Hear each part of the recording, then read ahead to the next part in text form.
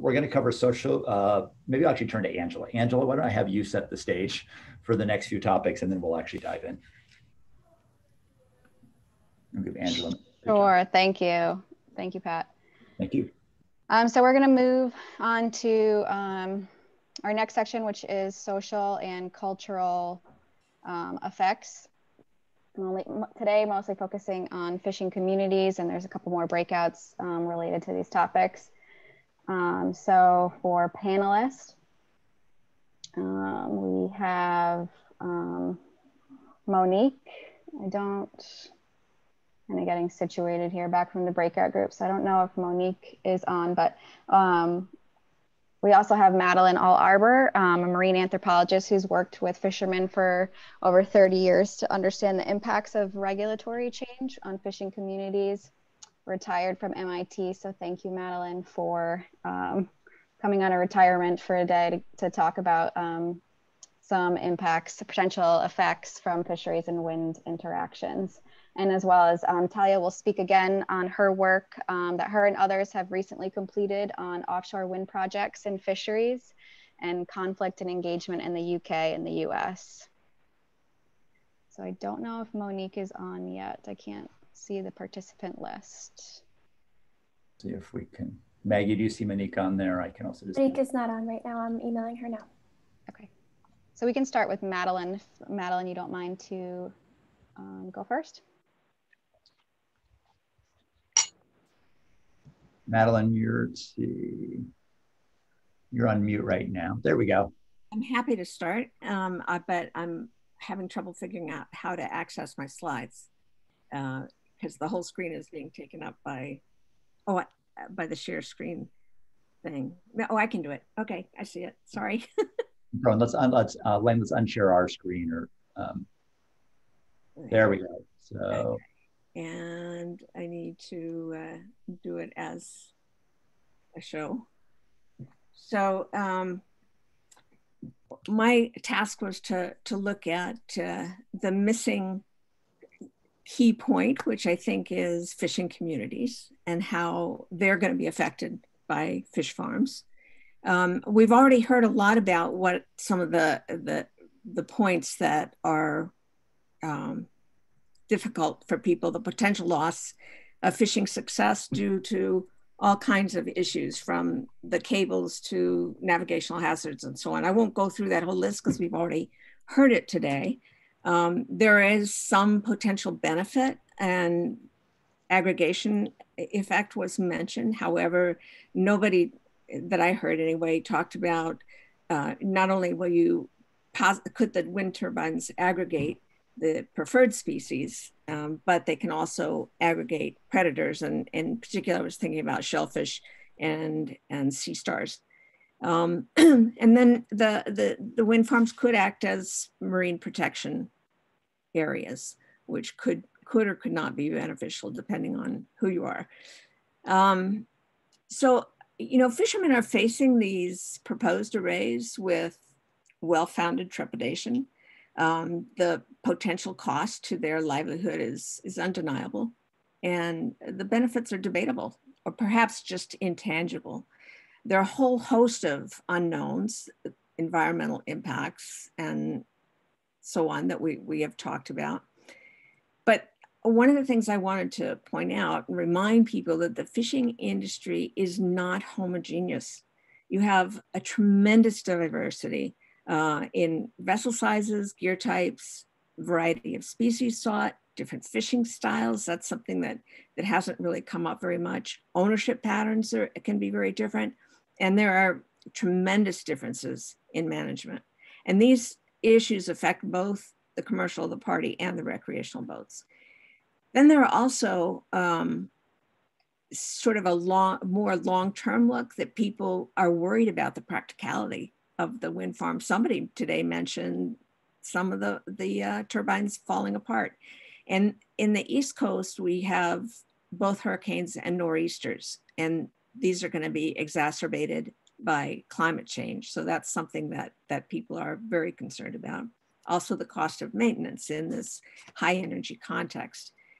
Not only that, you have the cables, which people have talked about holding the turbines, but also the cable bringing the energy to shore. And that can be problematic, not only for what might happen with being dredged up, but also, and the electromagnetic forces, but also somebody mentioned the space in small ports. If you have a cable coming ashore, that could end up kicking some of the fishermen out. Now, I wanted to emphasize more the shoreside businesses because I'm really talking about fishing communities. And just as the industry itself, the fishing portion is very diverse, so too is are the support industries. And I won't go through this whole list, but you all know that there's everything from fuel, food, ice, bookkeeping, lumping, and then somebody mentioned gear design and trucking, seafood markets, and then the recreational people have many of these aspects are important to their business, but also hotels and restaurants, whatever supports tourism. And then besides the support industries, there are the fishing community itself, beyond the people that are actually involved in fishing itself or the support industry. There are lots of other people that are important. There are additional residents and visitors who may be affected by these wind farms. One group that's typically overlooked in some areas are the tribes. Now that's not as prominent here on the Northeast. We only have 1 or 2 tribes that are active, and they're not necessarily active in fishing, but anyway, but the tribes on the West Coast, there are 109 federally recognized tribes in California alone. So you can sort of see how important they can become, particularly since they also have rights. They're rights holders. And then you have a mix of long-term residents, fishing families, families involved in support industries, and newcomers who may be immigrants. Each of these groups, and this is the important part, have different values that can lead to embracing or rejecting wind farms. One consequence of the diversity of the industry and the communities is the potential for inequitable distribution of the costs and benefits. Social impacts and perceptions tend to vary with the different groups, as I said, and that can be over time and over geography. So what might be considered equitable for a small scale day fisherman might be radically different for a long trip, a large trip boats, or vice versa. And so when you look at the economic analysis, you have to pay attention not only to the short term and the immediate, even during the costs that might occur during construction, but also, of course, the long-term change in options or the reduction in flexibility. We can be certain that to the extent that wind farms are affecting fishing itself, the communities are going to be affected. So, for example, somebody mentioned having to steam around the wind farms. That additional time can not only result in higher fuel costs, but it also means less time at home. You know, some boats like to be day fishermen. So if they have to steam around a huge wind farm, that can be problematic for them. And then there's also the problem of danger, because if they have to transit a wind farm, people have mentioned several times the possibility of the fog and currents and the weather causing drift. Plus, boats are notorious for having breakdowns. And in the Northeast, I think the fishing is considered the most dangerous industry in the region, and perhaps in the whole US. So you can't have a helicopter do a sea rescue in the middle of a wind farm. So if boats have to steam farther, it can be difficult for everyone. Plus, if the vessels relocate or consolidate, the support businesses and employment might be reduced. As most people who look at anything to do with communities recognize that the negative impacts are most often harshest for the less powerful. That can be the employees, can be the small business owners, it can be the immigrants. You know, it's just it tends to lead to fractures within the community, and sometimes even between communities, changes relationships. People's well-being is affected, and that's something that social science has looked at more and more recently, or is trying to consider the well-being of individuals, families, groups, and communities. And even the dominant values can change. Sometimes even the viability of a community will be lost. So beyond the potential environmental and economic impacts, and that's short-term, long-term cost benefits, it's really important to balance the trade-offs between people's stakeholders, interested parties' objectives. Cultural values, perceptions, and attitudes, as well as knowledge, all play a part in people's well-being. And that's associated with individuals, families, groups, communities. So what values should be supported?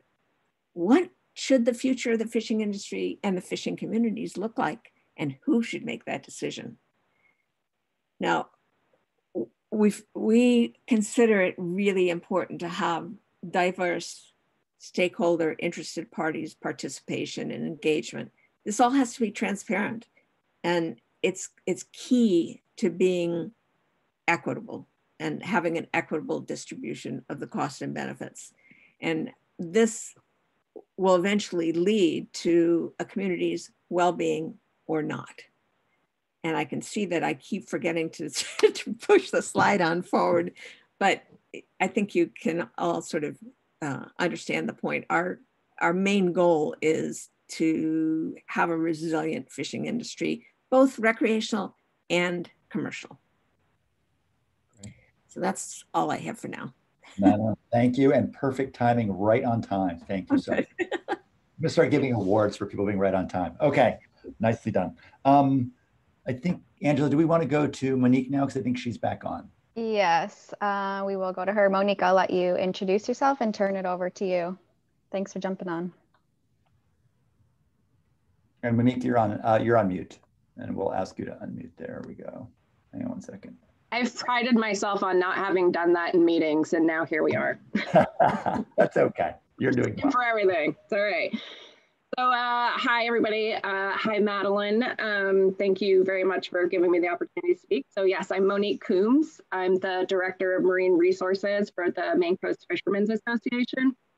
We're based in Brunswick, Maine, except we're working from our home offices. So I'm coming to you today from Orr's Island, which is part of Harpswell. We have the longest coastline of any town in the state. And I believe the East Coast, 216 miles, which is half the state of Rhode Island. Just a little fun fact that I like to share. So the Maine Coast Fishermen's Association, our mission is to restore the fisheries in the Gulf of Maine and sustain Maine's fishing communities for future generations. We are an industry-driven nonprofit that was founded by fishermen back in 2006, and we continue to work with fishermen, and our work continues to be driven by the fishermen with whom we work. Although the organization was founded by groundfish fishermen out of Port Clyde, since 2006, we have grown and we work with a number of the fisheries in the state of Maine, as well as along the entire coast of Maine. And I believe we even have a few members in New Hampshire and Massachusetts. And just because it is sort of relevant to this conversation, I'm also a fishing family. My husband is a commercial fisherman. He fishes for lobster, bluefin tuna, menhaden, and he recently got a groundfish permit. And both of my children have their student lobster licenses. One of whom, my daughter, she's 15, she is planning on being a commercial fisherman for her livelihood in the future. So my work is important to me because I love the industry, but also because it gives me the opportunity to advocate for my family and my friends and community. And I feel very fortunate that I am able to do that. So a lot of my work is on the sustaining Maine's fishing communities for future generations part of our mission. So I get to work on stuff that pertaining to seafood and the working waterfront and even mental health for commercial fishermen. Starting in about 2017, 2018, I started to work very closely with fishermen on working waterfront efforts here on the coast of Maine, specifically in Portland. The issues we found were similar in a lot of the communities along the coast of Maine. And so we conducted some research that led to a report called The State of Maine's Working Waterfront that you can find on our website. And when I'm done speaking, I can also add to the chat for everybody. And the thing that was really interesting about doing that report was there's a lot that I did know about the working waterfront, and there was quite a bit that we didn't know about the working waterfront. It's sort of an obvious thing to say, but similar to a couple of the points that Madeline brought up, the working waterfront in Maine is extremely diverse. We have larger working waterfront properties that host or belong to large lobster dealers and work with 45 to 60 lobster boats and perhaps even a couple of different fisheries. And then we have what I started calling during the report the discrete working waterfronts. And these were the very small piers in many of Maine's fishing communities that belong to 1 to 3 fishermen. They might not be used for a point of access, but they are used to store gear, to work on gear, as a place of work or even a place to hang out. They're often the oldest wharfs in the town. They're often the most vulnerable to sea level rise and climate change impacts. And they are also the least likely to have any type of funding or grants available to them for infrastructure repair or to adapt any type of sea level rise impact. They are very much worried about them in regards to loss. And losing them would physically alter the landscape of Maine's coastal communities because these small discrete working waterfronts are sort of like stakes in the ground that denote a fishing community. And they would, increase the pressure on some of the larger wharfs. So I think that's very indicative of some of the things that Madeline spoke about in regards to, the diversity within fishing communities. And then of note here in Maine too is we rely very heavily on lobster for our economy and for our jobs in a lot of our fishing communities. And I think it's extremely important in any conversation, especially those that pertain to things like offshore wind and have the potential to, need to be able to work within fishing communities that have the potential to change infrastructure, to even change the way that commercial fishermen fish. That this understanding of the entirety of the fishing industry supply chain, from boat to working waterfront to by the time the person gets the seafood, is absolutely imperative in having realistic and thoughtful conversations about how these industries can work together. I also think it's important to note that when you say working waterfront to a commercial fisherman, it doesn't necessarily mean the same thing as if you said working waterfront to somebody that works in a different marine trade. So throughout all of the interviews I conducted to all of the commercial fishermen, working waterfront meant everything from their boat and mooring to the wharf where they sold their lobsters, to the trucking, distribution, bait, ice, fuel, and almost all the way up to the end point where the consumer reaches the seafood. So they sort of use the term working waterfront the same way that the agriculture industry might say something like food system. And I think that's also something very important to note in regards to having these conversations. So let's just make sure that I get all of us. Oh, and so as Madeline said, with offshore wind in the Gulf of Maine or anywhere, not only is a commercial fisherman's business have to adapt to varying structures in the ocean and what that might do to their time as well as the cost of their doing their business, but they also have to adapt to that when it comes to development on the waterfront. So because of sea level rise and costs of homes and costs of living on the coast, those things are increasing. Fishermen are moving parts of their businesses, whether that's storage for their gear, for their bait, or any of those aspects. They're moving those pieces of their businesses further inland. And so although that might be saving them money on the cost of land, or it's still increasing their cost of doing business because of the amount of time and travel that they have to, they have to go through in order to get to whatever business they have away from the shore. So they're sort of getting it on both ends of the spectrum, if you consider it in those aspects.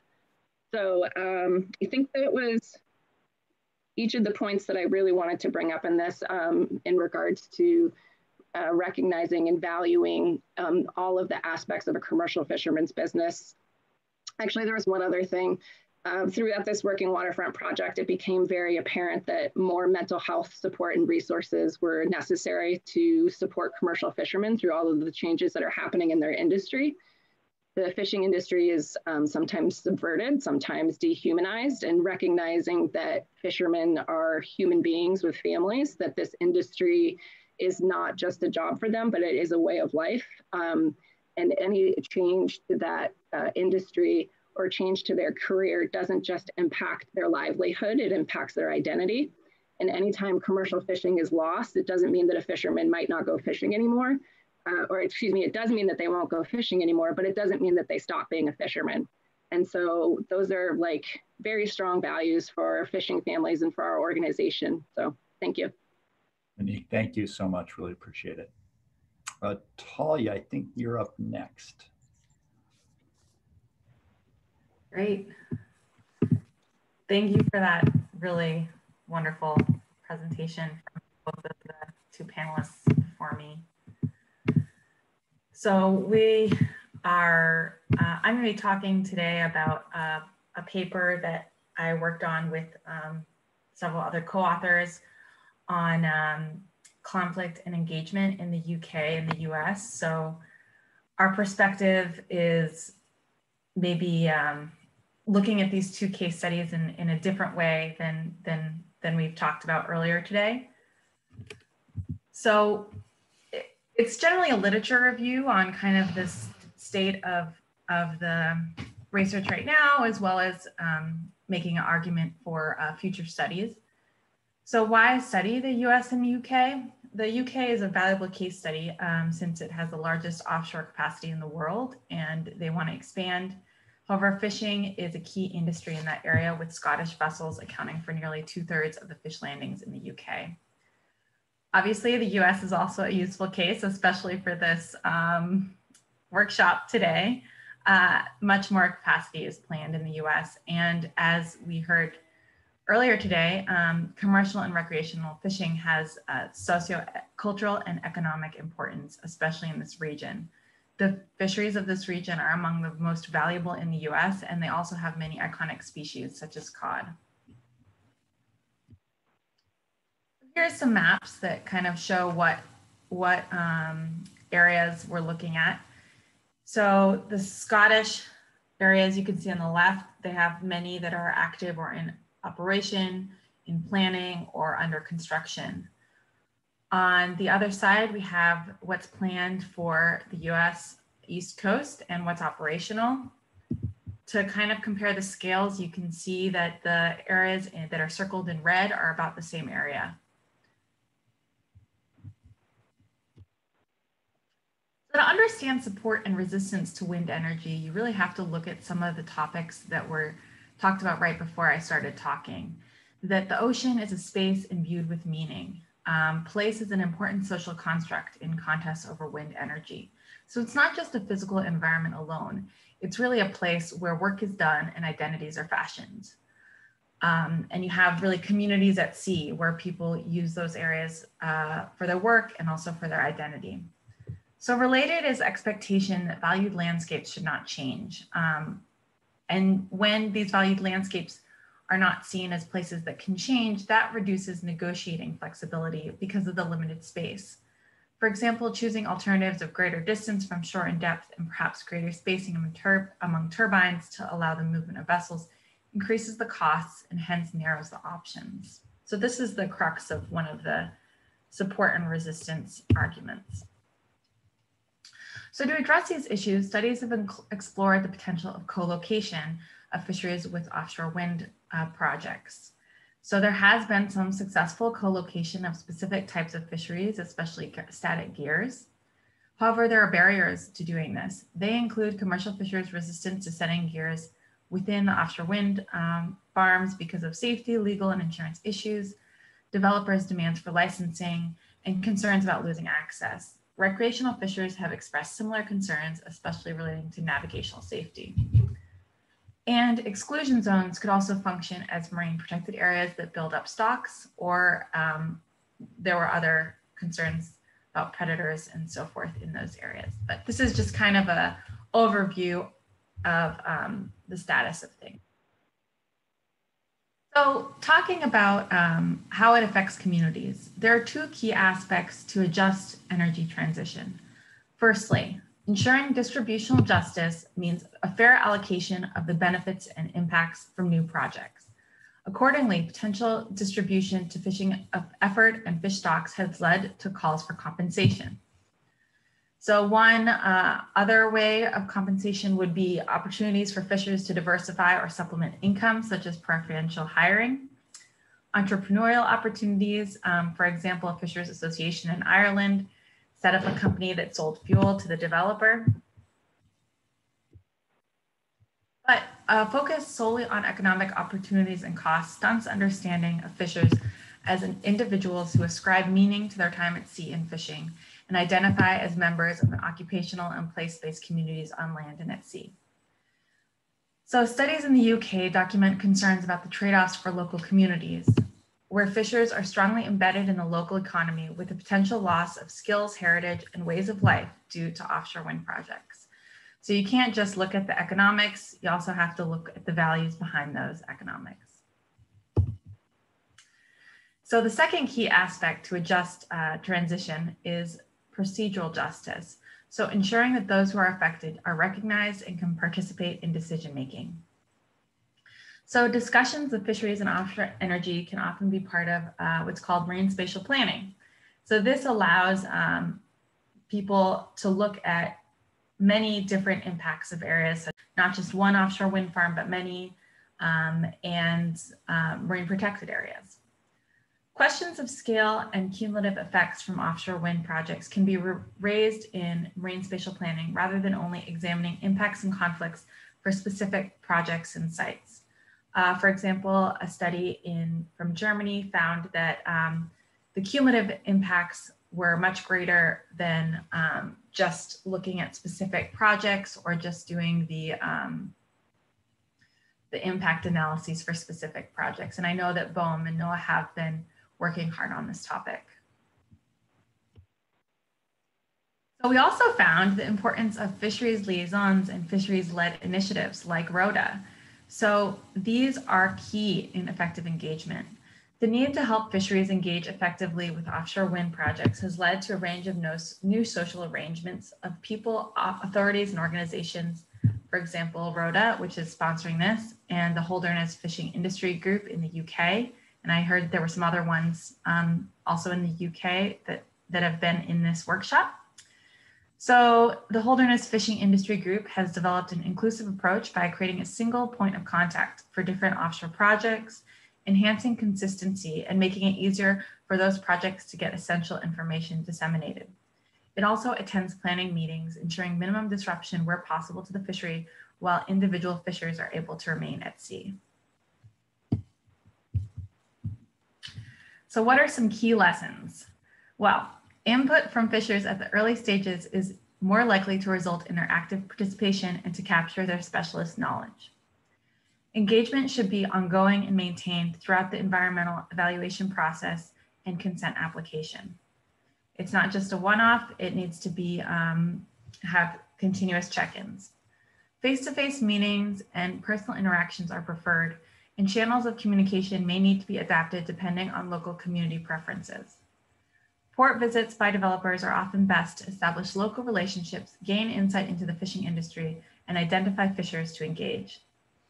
Few fishers are likely to read long technical reports, so outputs must be easily available and understandable. There are also some barriers to meaningful engagement.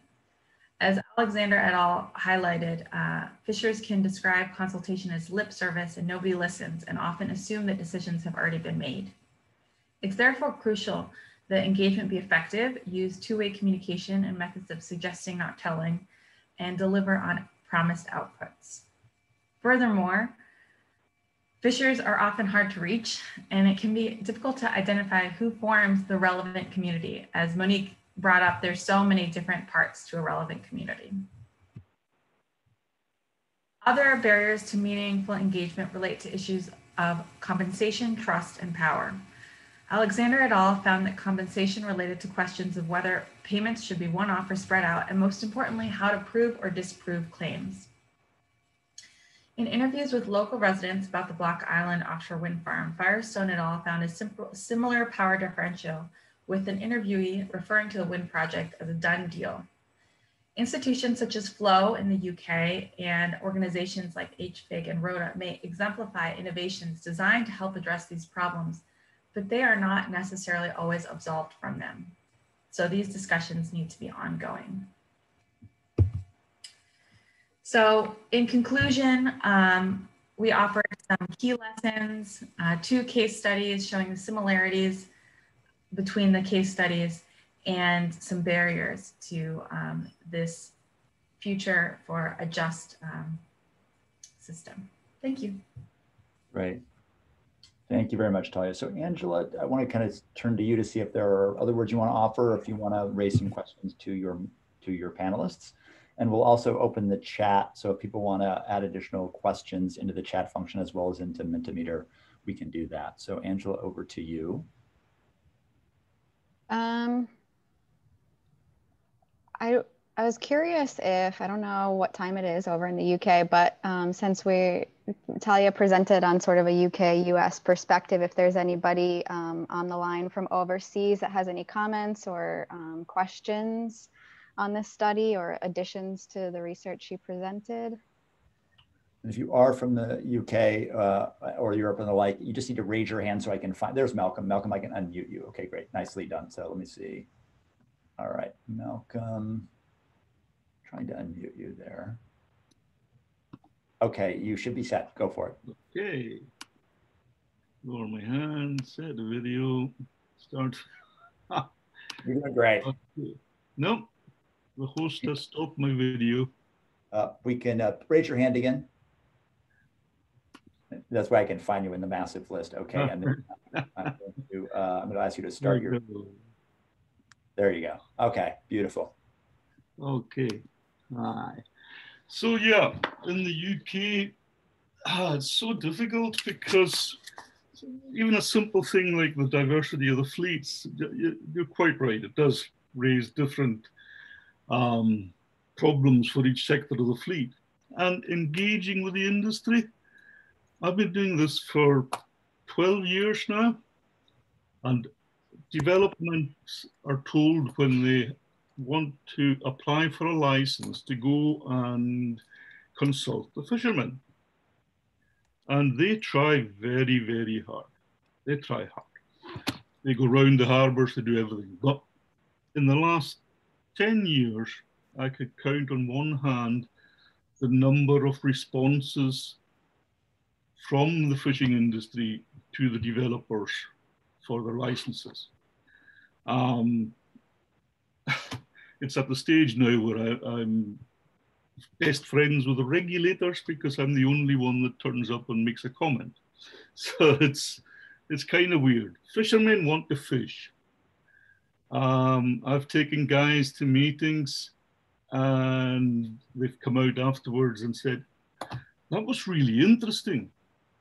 I said, okay, so you'll come with me again? He says, no, I'll go to sea, you go to the meeting.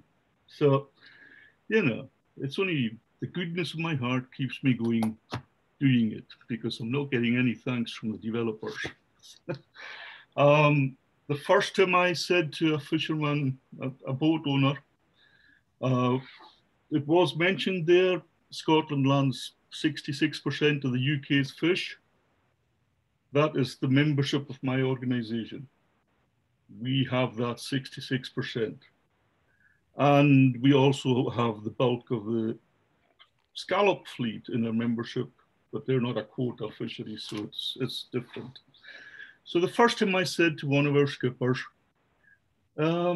see if this wooden farm is built, they'll pay for training.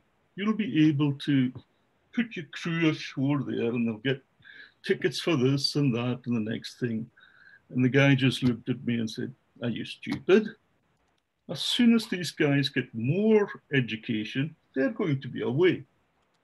Because nobody, once you get more education, more papers, you can start lowering the amount of work you've done. I mean, I went to sea one week and did 92 hours in 4 days. So we're different to ordinary people. And it's the whole thing with us. 10 years ago, the directors of our organization sort of realized that renewables were coming. And they said to me, Morgan, you take it on. Keep a track on this. And at that time, I was responsible for crab fisheries, scallop fisheries, nephro fisheries, European funding. And over the course of the years, I would say 80% of my time dedicated to renewables. And in the next couple of months, we're going to have a licensing round in Scotland. And I've already been approached by 14 developers.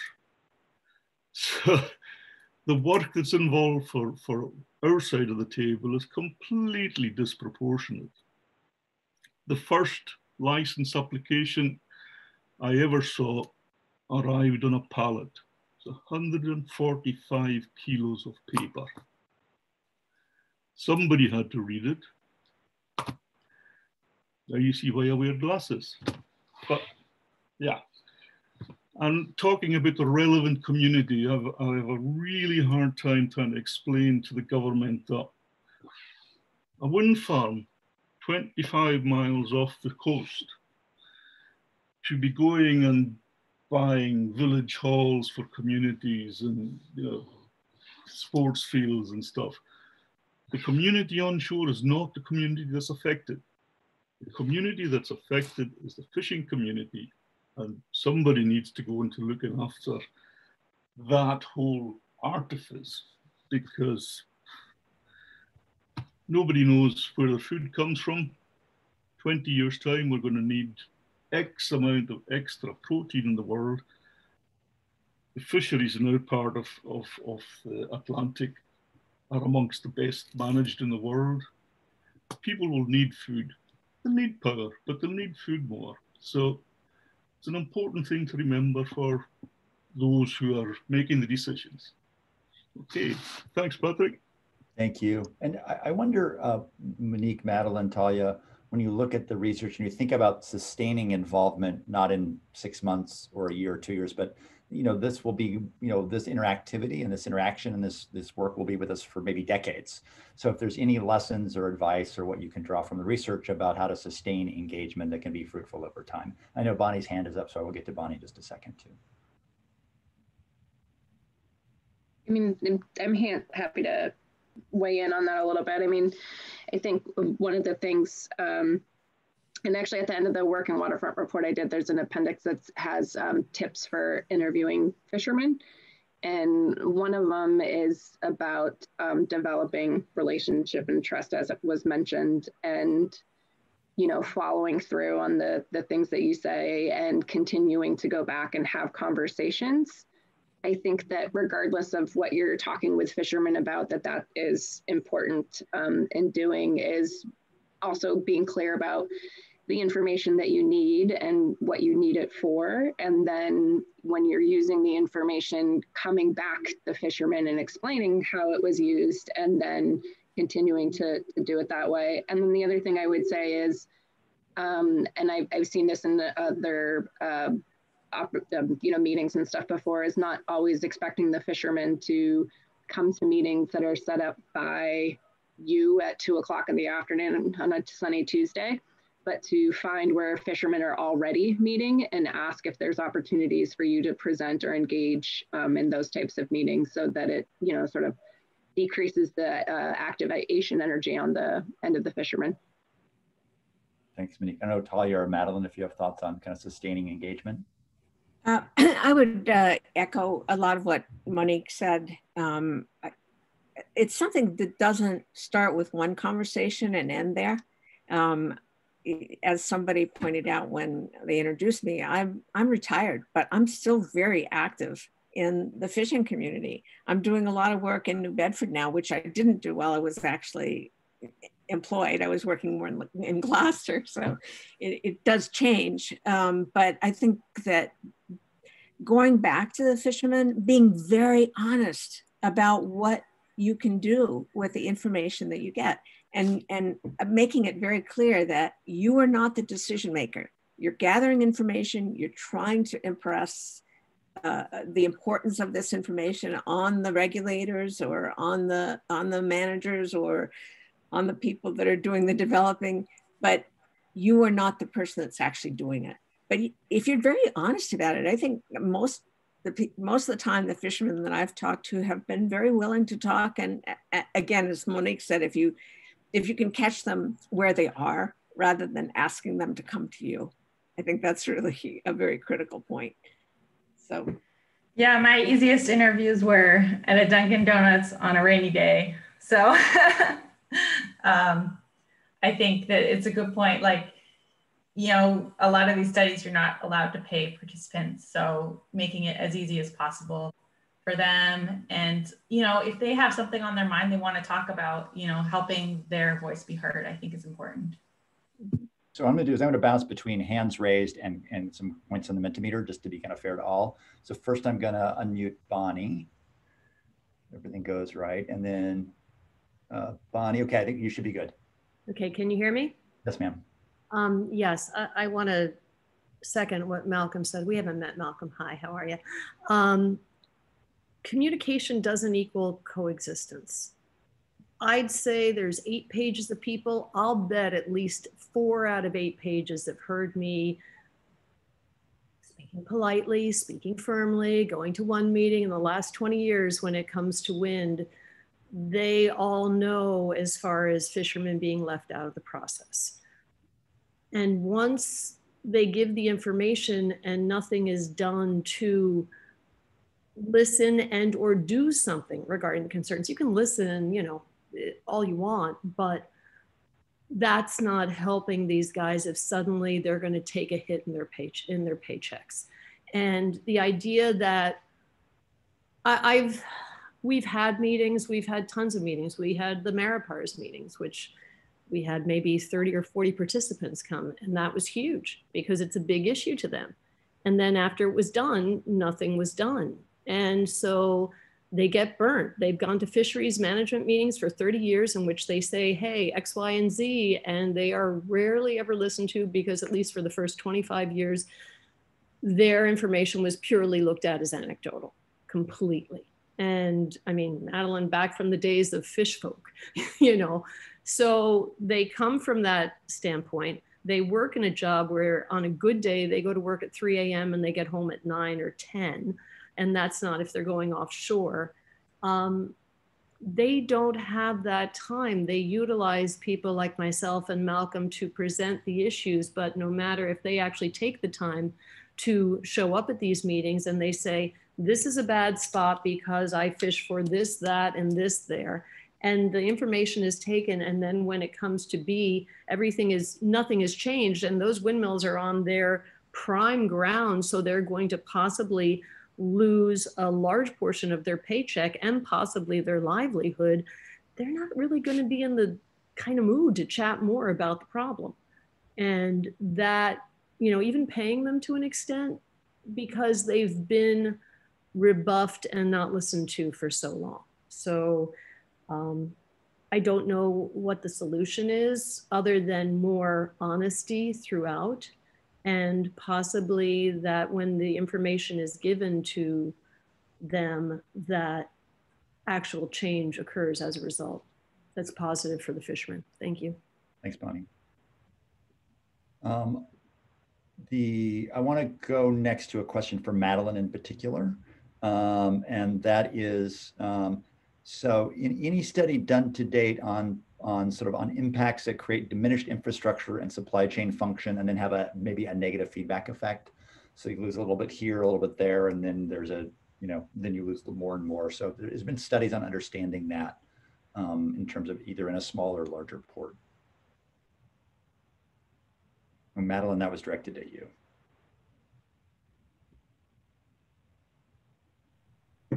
Patrick, could you repeat that question? I didn't quite understand. I think the question is let me just verbatim read it and we'll see if we can parse it. Any study to date or on planned impacts that create diminished infrastructure and supply chain function and the feedback effect? I think that there certainly have been some study of that, but I couldn't tell you right now. I couldn't give you a reference, but that is an issue that has come up. So I'd have to look for something, frankly, to see if I could offer a reference. No problem. I think Monique maybe has a comment. So Monique, I'm going to turn over to you.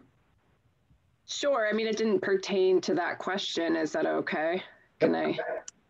It's just something in regards to communicating with fishermen, and I meant to bring up when I was talking about the working waterfront too, and that is that not only are there diverse working waterfronts and diverse fisheries, diverse business plans, diverse communities, but fishermen have a very diverse set of worries and concerns, and that offshore wind is only one of them.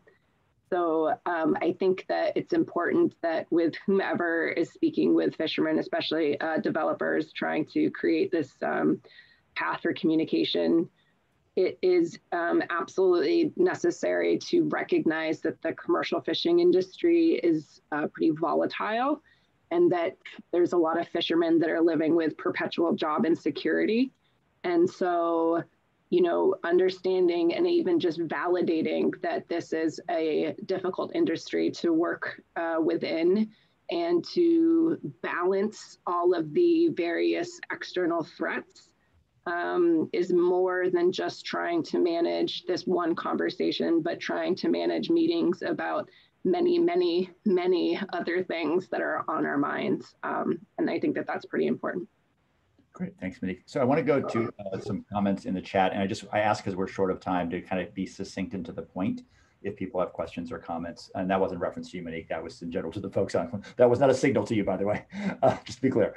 So Bruce, I'm going to ask to unmute you, and we'll see if that works on your iPad. And if not, Bruce, we'll just have you enter a comment in the chat if you can. I don't know if you can on the iPad or not. I'm trying to unmute you, but I'm not, doesn't look like it's working. Okay, Bruce, you may want to see if you can enter a comment in the chat. I'm going to go to folks who maybe haven't spoken yet, just kind of for fairness sake. So I noticed that Mary Beth Tooley had her hand up who hadn't spoken yet, then Greg Domenico, and I'll go back to some others who have spoken but have their hand up. So Mary Beth, over to you. And Mary Beth, if you could just keep your hand raised, I can unmute you that way. So if you could just put your hand raise function up one more time so I can see it. There we go. I'm going to ask to unmute you. Okay. Okay, you should be good. Did it work? Yes, there we go. Yes, it worked. Thank you. Thank you very much. For those who don't know me, my name is Mary Beth Tooley, and I work for the O'Hara Corporation. We're home based in Rockland, Maine. The company is a fifth generation company, and started in Boston in 1907 and been present in Mid-Coast, Maine since 1944. So one thing that I noticed throughout many of the comments is most of the focus, as I think is correct, is on short-term impacts to communities. Short-term impacts are 10 years, 20 years, or whatever. But for our company, one of our biggest concerns are long-term. And, boss is really very clear. The highest priority, my highest priority needs to be the same highest priority that he has. And that is to leave the company in the best place we can for the generation coming up. Those, I call them kids. They're older than kids now. I've watched them grow. They are an integral part of the daily operation, and they're having children now. So it is a huge focus in the company I work for and spend time with. And I just wanted to raise that as something that we do need to think about. Plenty of other people on this call who I'm sure are either part of a fishing family or work for a company that is multi-generational. Great, Mary Beth, thank you. Panelists, just to kind of, there's a question here. I think it's a question pertinent obviously to hear, but it's important to engagement in general. Is so when you have, an industry or set of actors who are coming in and doing activity, whatever kind of development it might be, wherever, and then there are stakeholders who may be having to engage with their volunteer time. What does the research show about trying to kind of balance participation equity, for lack of better terms, or the like, when you think about sort of engagement, where some folks are reasonably paid and some people aren't, and how do you manage that? And that's a broad engagement question. And what does the literature show about how to address some of those disparities? I think the fisheries liaisons and things like ROTA are really important, like because of the lack of time that many people have. Patrick, that's a perennial issue. It has been in the literature, in the experience. I think Bonnie McKay could probably address this, because when she was doing work on management, on trying to get fishermen to participate in management, she wrote a whole booklet about how to do that for the fishermen themselves. So it's a very difficult question, how you can balance that, because fishermen often will say, I'm not being paid to show up here. The industry people are being paid. And even the representatives of the fishermen, I spoke with a German group once who were saying that the reason they were able to get their wind farms going is because they did have, fishermen were forced to participate in kind of unions, is sort of, you could call them unions, but they had to participate. They were required, that was part of their license. And so that they were able to make decisions for the group. Here we have so much diversity, so much individuality, it's a lot tougher. And I don't think anybody has the answer. I think that, requesting people like Monique and Rhoda and other groups who do represent a lot of people can help, but and Bonnie, of course, but it's really tough. And Monique, any final thoughts on that before I try to go back to Bruce?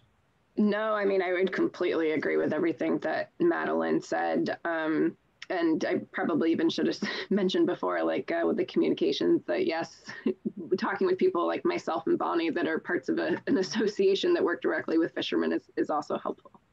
Great, thank you. Okay, Bruce, I am going to try to ask you to unmute. Okay, go for it, Bruce. I think we've got you. Can you hear me? Yes, sir, we got it. Perfect. I just have a question, and this is more having to do with negotiations, but kind of first in negotiations, you come up with a goal, and which I assume would be to maximize the best wind spots and minimize the amount of economic loss to fisheries. And we can come to whatever agreement between us that we can reach, but ultimately, if the Coast Guard comes in at the end, wasn't involved in the negotiations, and then decides on safety as the primary motivating issue in decision making, I've seen it happen before. You can't have good faith argument and then have a third party come in and override everything. I don't know if the panelists want to speak to kind of one of the challenges of engagement from sort of advisory to full engagement, and then also the challenge of who has the regulatory authority and power, and how you can merge the informal and the formal in terms of engagement. So I'm curious what you all might say about that from the panel. To Bruce's good point. I'll talk again just for a second. That is an issue that came up again with fisheries management. There were the management councils were supposed to incorporate everybody's views, but it wasn't co-management because NIMS could then say, sorry, we don't agree, and change the rules. So, this has happened all the way along the line, and with wind, it's bound to happen as well. I think there are some success stories. I think someone yesterday talked about the scallop fishery. And then there are some that aren't success stories, and it's up to all of us, I think, to try and hold ourselves accountable and create a better process so that it is a success story. Great. Monique? I mean, I don't really have too much to add to that, only in that, it is, as Madeline said too, something that is an issue in other parts of the industry, and definitely something that we've thought of and that even fishermen themselves have had to contend with. And I just don't think I have an answer for it right now, other than, as Talia said too, just the communication and being clear and doing the best you can to hold up your end of the bargain when you're able, and then work together. And Greg, I'm going to go to you next. So I'm going to unmute you, Greg, if this works. So hopefully it will. Okay, Greg, you should be up. Thank you, Pat. Can you hear me? Yes, sir. Can hear you great. Okay, so I'm going to try to be as blunt as possible while being polite. The situation that, sorry about that. Sorry. The situation that people have described, whether it be Monique or Malcolm or Bonnie or Madeline and Mary Beth, is pretty simple. The discussion on windmills has been going on for probably 20 years or more in the Northeast and of course now most recently in the Mid-Atlantic on the East Coast. And so we have been caught, the industry has been caught in a real serious disadvantage. And what the wind developers and the BOEM, I believe, have underestimated is the regulatory stress that the fishing industry has been under for a long time and is still under. So while the scale and size of wind caught all of us off guard, even those of us following it, we still have to contend with everything else that's going on. State and federal regs, legislative campaigns from NGOs, aquaculture, and the list goes on. So I can honestly tell you that without exaggeration, for the first time, I've been doing this for 20 years, 15 years here in New Jersey. For the first time, when I look at the landscape of things coming down the regulatory road for the industry, we actually may run out of places to fish. And it's not an exaggeration anymore. The pending legislation from the environmental community is going to have a series of marine protected areas or sanctuaries from the flower gardens to the Gulf of Maine. This is real. So I don't say this is anybody's fault, but this situation has been underestimated. And the developers are going to have to understand that there's other things going on. And if it seems like we are adversarial or there is some misplaced acrimony on our part, they're going to have to really start to adjust their plans and listen to us at some point. because we are truly running out of places to fish. It's gonna happen. Take a look at any chart in the mid-Atlantic and overlay regulatory measures, gear closures, time and area closures, coral zones, and everything else. And you're gonna see that we're just about limited out now where there will be very little places left to fish. Maybe places where there probably aren't gonna be any fish. And I think that's the point that people are not understanding here. Thank you. Thanks, Greg. I want to get to one Minty question. I'm going to go Alan only because he hasn't spoken. And then I'm going to ask folks who have their hands raised, but we're probably not going to get to you, is just to enter into the chat a question or a comment, which would be totally good. So several Minty questions related to climate change in the Minty. And I think when we frame this, when you look at the perceptions of risk that you reach out into fishermen, port communities, fishing communities, how do people kind of rank or perceive at least the risk of climate change versus wind versus regulation, as Greg just pointed out, versus fuel costs or whatever? I'm just curious how people, where climate change fits into your study and understanding of fishing communities and fishermen. Don't mind starting that one. I mean, it fits in, it's a thing, but just like sort of Greg was just talking about, it's a piece of many, many, many other things that commercial fishermen are worried about.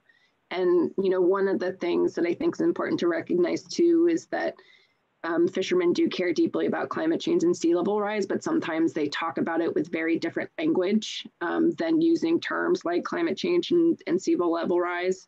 But fishermen are sort of on the front lines. They've seen changes in the ocean firsthand. If you mention Mylar balloons to any commercial lobsterman in Maine, they'll fly off the handle because they've been finding so many Mylar balloons in the Gulf of Maine right now, and it's crazy.